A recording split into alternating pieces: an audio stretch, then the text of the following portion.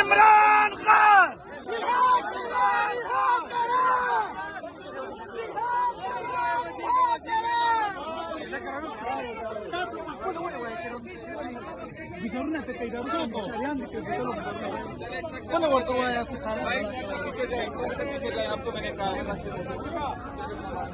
بس بس بس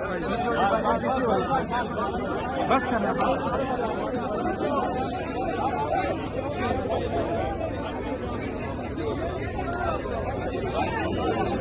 اسرار خان اسرار خان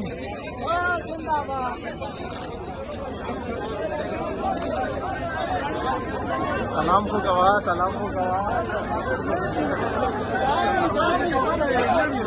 کو گواہ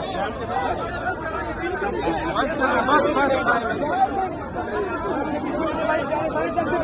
پیچھے ہو جاؤ یار پیچھے ہو جاؤ پیچھے ہو جاؤ صحیح حالات خراب کریں گے مسئلہ بنے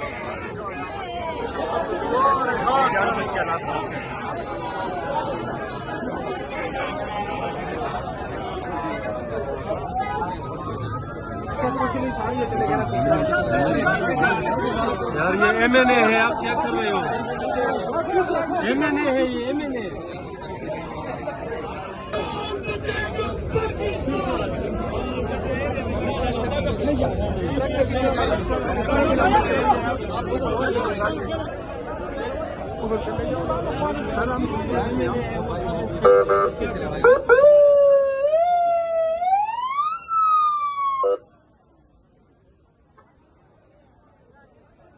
یہاں پہ 26 نمبر چنگی پہ ہمارے ساتھ عمران خان صاحب کی دونوں بہنیں یہاں پہ موجود ہیں.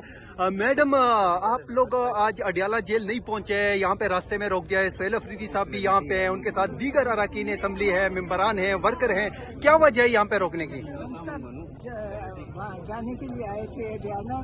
انہوں نے جب ہم یہاں پہنچے تو گاڑیوں سے ہمارا راستہ روک لیا اور ہمیں یہاں پولیس کھڑی ہوگی. آپ نے دیکھا لاٹھیاں لے کے پولیس کھڑی ہے. اوپر آپ نے دیکھا کہ ڈرون اڑ رہے ہیں, جیسے کوئی دہشت گرد ادھر آ رہے ہیں, ڈرون پھر رہے ہیں, ہیلی کاپٹر چل رہے ہیں. تو یہ ایسے ہمیں سمجھ رہے ہیں کہ ہم کوئی یہاں غیر ملک کے دہشت گرد ہیں. ہم اپنے ملک میں آ رہے تھے, عمران خان کی ملاقات کا دن تھا, ادھر جا رہے تھے. انہوں نے یہاں سب کو روکا ہوا, آپ سب دیکھ سکتے ہیں, سڑکیں بند کر دی, موٹروے بند کر دی.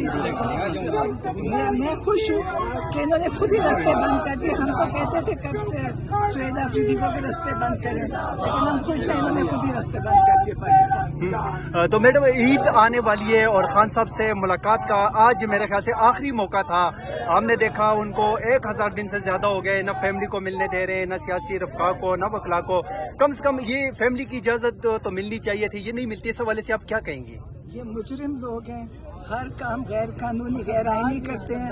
ان کو دیکھیں, ان کو کوئی اللہ کا بھی ڈر نہیں ہے. سائفر میں اتنے جھوٹے ثابت ہوئے کہ میں سوچتی ہوں انہیں تھوڑی سی اخلاقیات ہوتی. کل یہ سارے ہاتھ جوڑ کے عمران خان سے معافی مانگتے کہ ہم نے کتنے جھوٹ بولے. ان پہ آرٹیکل 6 لگنا چاہیے. انہوں نے اتنا جھوٹا الزام لگا کے پاکستان کا سب سے مہنگا کیس چلوایا جو یہ ہار گئے. آج جو اس میں شامل تھے, چاہے عسکری لوگ ہیں, دوسرے لوگ ہیں, ان سب کے اوپر ان کو سزائیں ہونی چاہیے.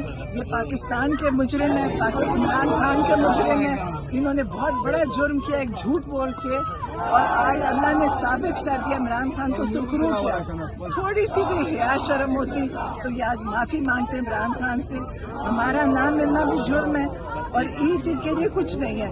یہ لوگوں کو یہ عمران خان کے خوف میں جن کو یہ ہے کہ عمران خان سے ملاقات ہوگی, ایک لفظ باہر آ گیا تو ان کی زندگیاں تباہ ہو جائیں گی. لیکن انشاءاللہ بڑی جلدی عمران خان رہا ہوئیں گے. یہ ان کے پاؤں پکڑیں گے, ان کو معافی مانگیں گے, جیل سے نکالیں گے, اور پھر ان کا عدالتیں بحال ہوئیں گی اور ان کا حساب ہوئے گا. میڈم آج دھرنا ادھر ہی جاری رہے گا یہی, کیونکہ یہاں سے آگے جانے نہیں دے رہے تو جاری کیا, ہمیں تو یہاں روکا ہوا. انہوں نے خود دھرنا بنا دیا ہمارا. ہم تو دیکھیں اڈیالہ جا رہے تھے, ہماری ملاقات کا دن تھا, لیکن آپ کو پتہ ہے کہ یہ خوفزدہ حکومت ہے, غیر قانونی حکومت ہے.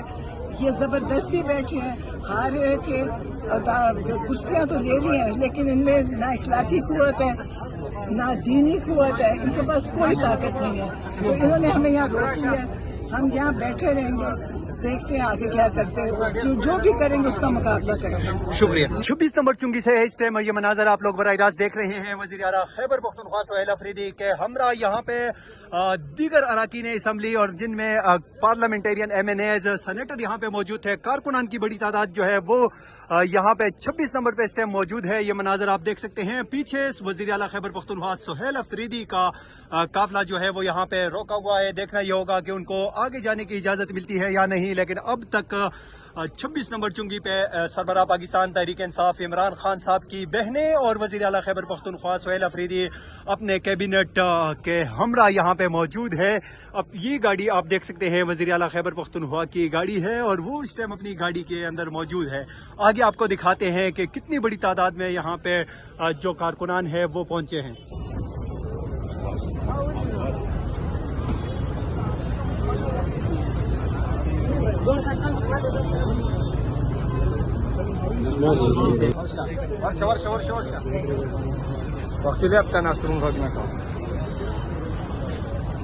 हमारे साथ खैबर पख्तूनख्वा से सूबाई मिनिस्टर मलिक लियाकत खान साहब मौजूद है। सर, वज़ीर आला खैबर पख्तूनख्वा के हमरा आप लोगों को, पूरी कैबिनेट को, मिनिस्टर हैं, MNAs MPs सेनेटर यहाँ पे रोक दिया है।